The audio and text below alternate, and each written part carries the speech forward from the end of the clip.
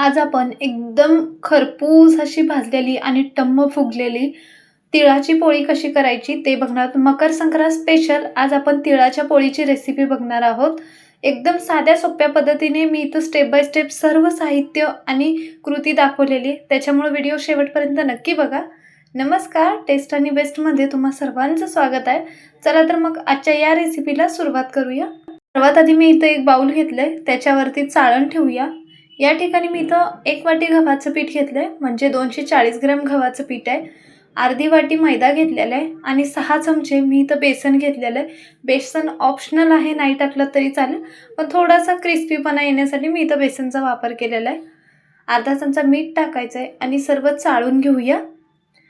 तर अशा प्रकारे चाळून घेतलंय. त्याच्यानंतर थोडं थोडं पाणी ॲड करून एकदम मऊसूत असं पीठ मळून घ्यायचं आहे. जे काही साहित्य लागतं खाली डिस्क्रिप्शन बॉक्समध्ये पण देते, एकदा नक्की चेक करा, जेणेकरून रेसिपी करताना इझी जाईल.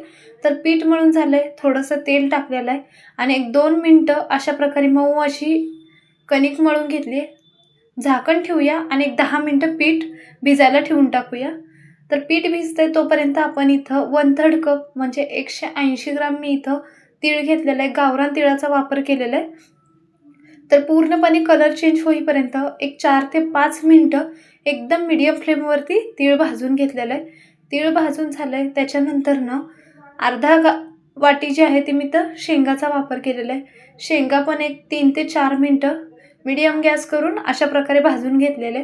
तर आपण हे शेंगा पण काढून घेऊया. तर या ठिकाणी आपले तीळ शेंगा दोन्ही पण थंड झालेले आहेत.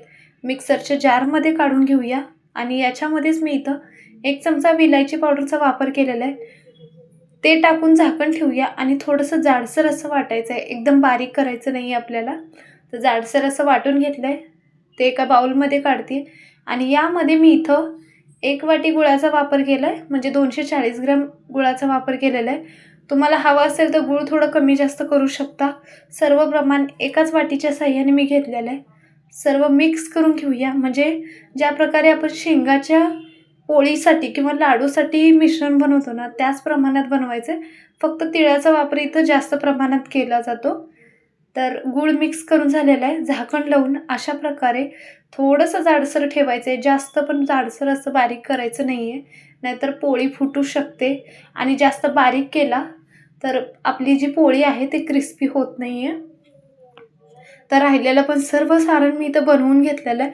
तर ही महत्त्वाची टिप्स आहे, त्याच्यामुळे तिळाची पोळी करताना नक्की लक्षात ठेवा. तर आपलं पीठ पण चांगल्या प्रकारे भिजलं गेलेलं आहे. एक 2 ते 3 मिनटं हाताने मॅश करून घ्यायचं आहे. अशा प्रकारे मऊसूत अशी कणिक मळली गेलेली. तर या ठिकाणी मी इथं सर्वात आधी कणकेचा उंडा घेऊया आणि जे आपलं गव्हाचं पीठ घेतलं मी इथं लावण्यासाठी त्याच्यामध्ये घोळूया आणि याची पारी बनवायचं आहे. जर तुम्ही सारण जे आहे ते जाडसर ठेवलात तर पोळी जी आहे ती तुटू शकते आणि जर एकदम बारीक केलात ना, तर आपली जी तिळाची पोळी आहे ती क्रिस्पी होत नाही. एकदम पूर्ण असं त्याला जास्त प्रमाणात गुळाचं प्रमाण होतं, त्याच्यामुळे थोडंसं जाडसर ठेवायचं आहे. तर अशा प्रकारे जेवढं बसेल तेवढं सारण भरून घ्यायचं आहे. कारण आतल्या साईडने बोटाच्या साहाय्याने दाबायचं आहे आणि जे कणिक आहे ते वरच्या साईडने करून घ्यायचं आहे. एक्स्ट्राची जी कणिक आहे ते आपण काढून घ्यायची.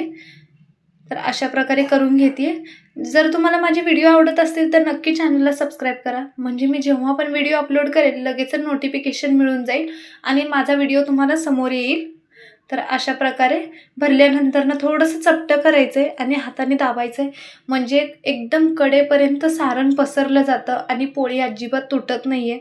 पुरणाची असो किंवा कोणतीही पोळी बनवत असाल ना, तर सर्वात आधी सारण भरून अशा प्रकारे पसरून घ्यायचं आहे हलक्या हाताने, जेणेकरून ते कडेपर्यंत पसरतं आणि अजिबात तुटत नाही.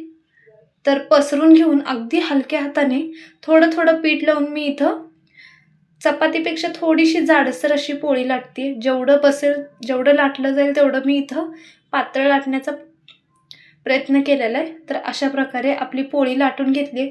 तवा चांगल्या प्रकारे गरम केला आहे, त्याच्यावरती पोळी टाकायची. तेल तूप कशाचा पण वापर करू शकता, तर मी इथं तेलाचा वापर केलेला आहे. एखादा मिनिट झाला की दुसऱ्या साईडने पण भाजून घेणार आहोत. परत एकदा याला तेलाचा वापर करायचा आहे. गॅस मी इथं मीडियमवरतीच ठेवलेला आहे, एकदम हाय फ्लेमवरती ठेवायचं नाही आहे, नाहीतर आपली पोळी जी आहे ती करपू शकते. आणि लो फ्लेमवर असेल तर ती वातड होते. त्यामुळे मीडियमवरती गॅस करून अशा प्रकारे पोळी आपण भाजून घ्यायची. तर बघू शकता कशाप्रकारे अशी टम्म अशी फुगलेली आहे. चांगल्या प्रकारे कलर वगैरे चेंज झालेला त्याला. दोन्ही साईडनी पण एक 2 ते 3 मिनिटं चांगल्या प्रकारे खरपूस अशी भाजून घेऊया. तर अशा प्रकारे पोळी भाजून झालेली. तर सेम याच प्रकारे आपण राहिलेली सर्व पोळी भाजून घेणार आहोत. जेवढं सारण आणि पीठ दाखवलंय त्याच्यामध्ये एक 8 ते 9 तरी पोळ्या बनतात. तर अशा प्रकारे मी सर्व पोळ्या जे आहेत ते बनवून घेतलेल्या आहेत. त्याच्यामधल्या फक्त 3 तुम्हाला दाखवण्यासाठी साईडला काढलेल्या आहेत. व्हिडिओ जर आवडला असेल तर नक्की चॅनलला सबस्क्राईब करा. लाईक करा, शेअर करा आणि सबस्क्राईब पण करा. कमेंट बॉक्समध्ये पण नक्की सांगा व्हिडिओ कसा वाटला तर. तर यामधली एक तुम्हाला पोळी अशा प्रकारे तोडून दाखवते. कशाप्रकारे आतपर्यंत हे सारण भरलं गेलेलं आहे. तर अशा प्रकारे आपली तिळाची पोळी तयार आहे. व्हिडिओ पाहिल्याबद्दल धन्यवाद.